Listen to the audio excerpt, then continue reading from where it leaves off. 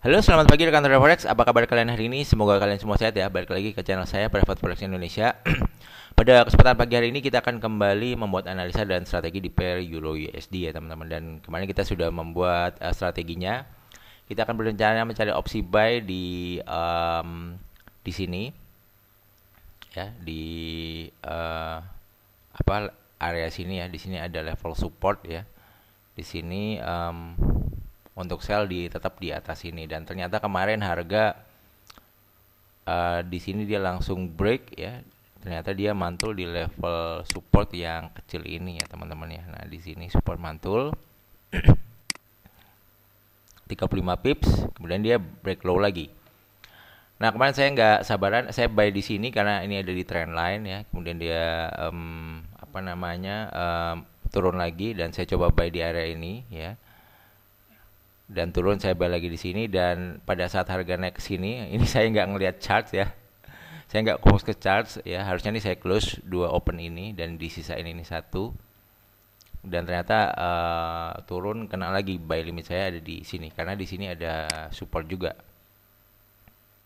Nah ya, di sini juga masih ada support.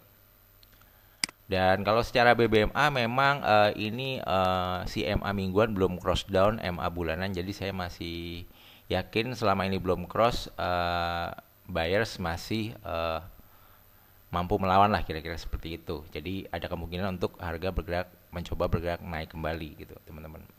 Tapi kalau ini udah cross, ini mungkin ceritanya nanti bakalan agak sedikit berbeda ya teman-teman. Nah, kalian lihat di sini kan minus ya, 29 dolar. Di sini equity saya ada 7.123 dolar ya, teman-teman. Di sini modal saya adalah di 7.148 dolar. Jadi ini kalau dikira-kira nih loss hanya sekitar 26 dolaran, sekitar itu kali ya, 26 dolar ya, 27 dolar sekitar itu.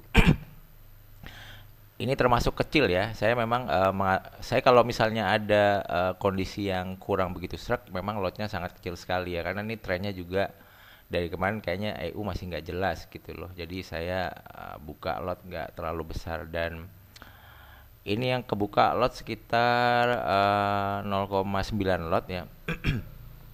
Ya katakanlah satu lot lah, satu lot, tapi di sini satu lot mikro. Jadi ini masih ketahanan 7.000 pips ya teman-teman. Jadi ini sangat aman sekali. 7.000 pips itu kalau kita ketemu pre-monthly itu katakanlah ini lower ini ya. Ini kita geser ya dari low monthly ke sini ke harga saat ini.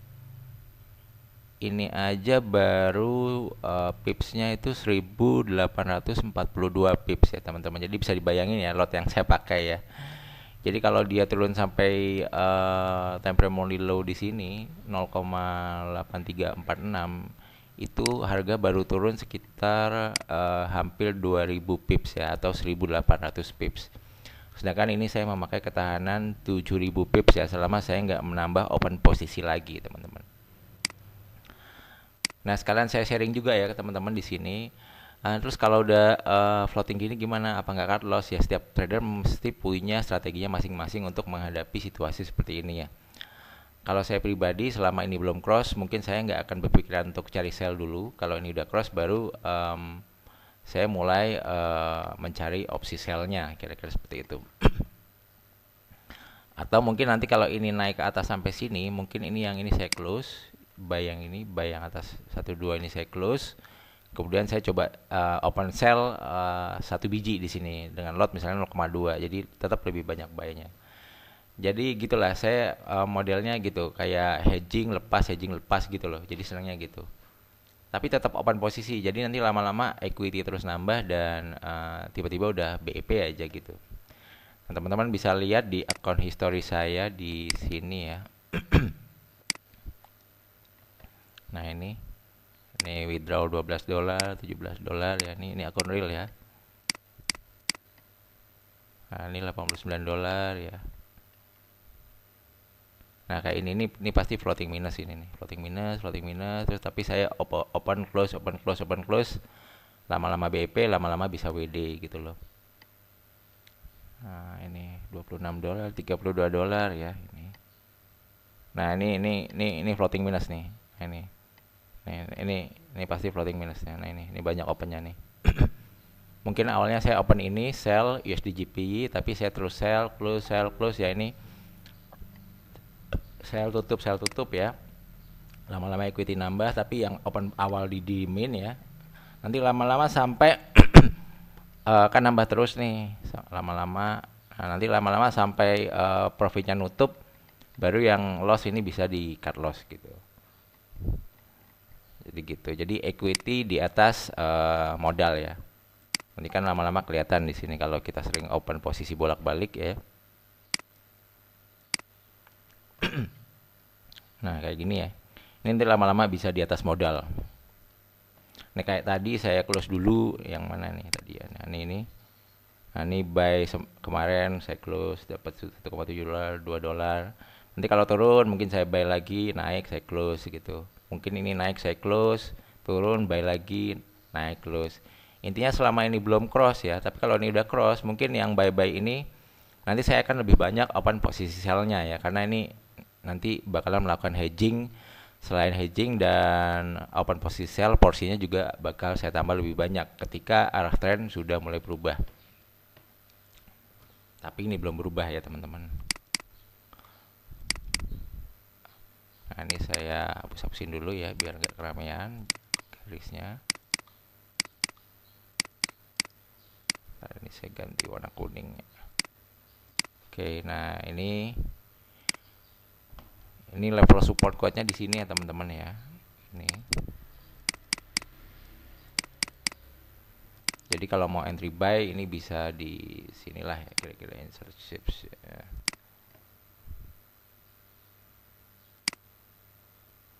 Nah ini 1.0122 sampai 1.0095 ya kira-kira di sini. Dan di sini juga ada lower standar deviasi min 2 BB monthly-nya. Dan ini monthly-nya juga masih cenderung flat. Ini juga MA weekly juga belum cross. Jadi kalau dia turun ke sini ada potensi ini untuk mantul sih kalau menurut saya ya. Kemudian kita bisa pakai bantuan Fibonacci retracement ya. Mungkin untuk melihat retracement-nya dari low sini ya. Ya, udah.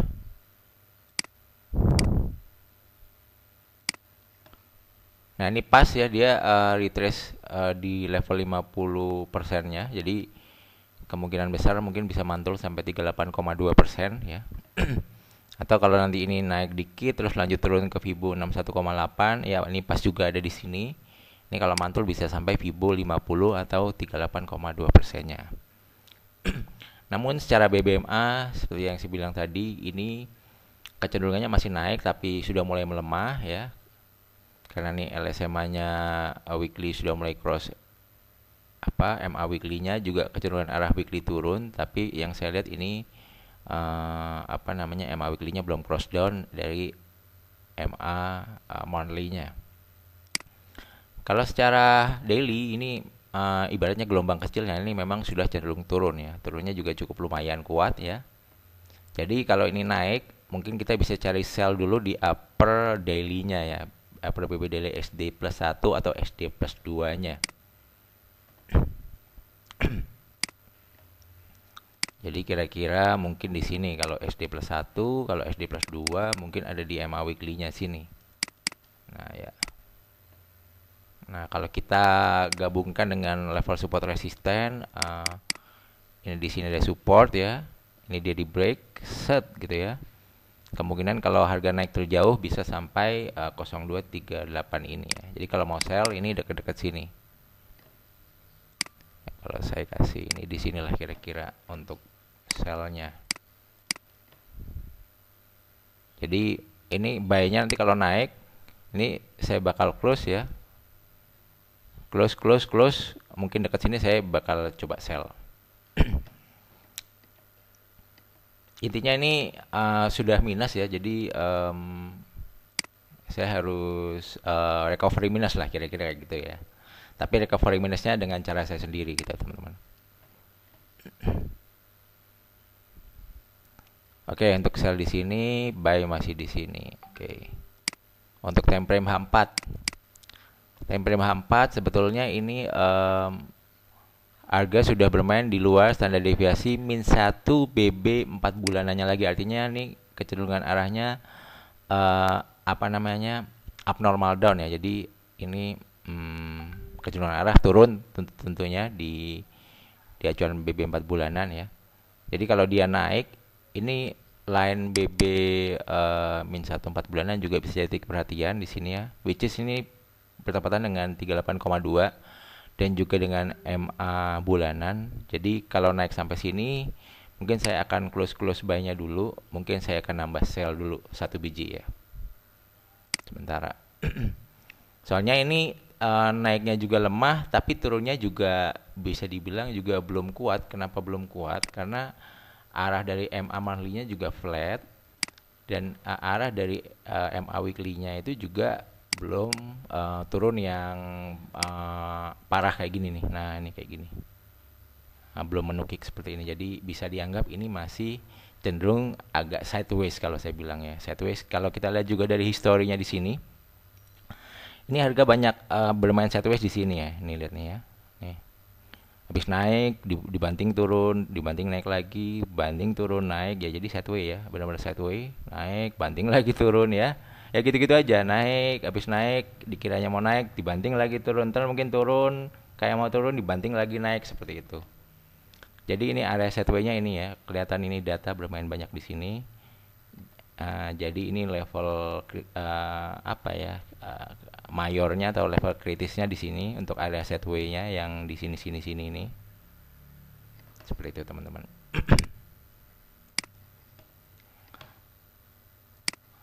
Oke teman-teman, mungkin segitu dulu aja ya untuk sharing analisa dan strateginya di pair Euro USD ya. Semoga cukup jelas ya di mana batas-batas untuk entry buy atau sell. Ya udah gitu aja. Ini kepanjangan videonya 12 menit.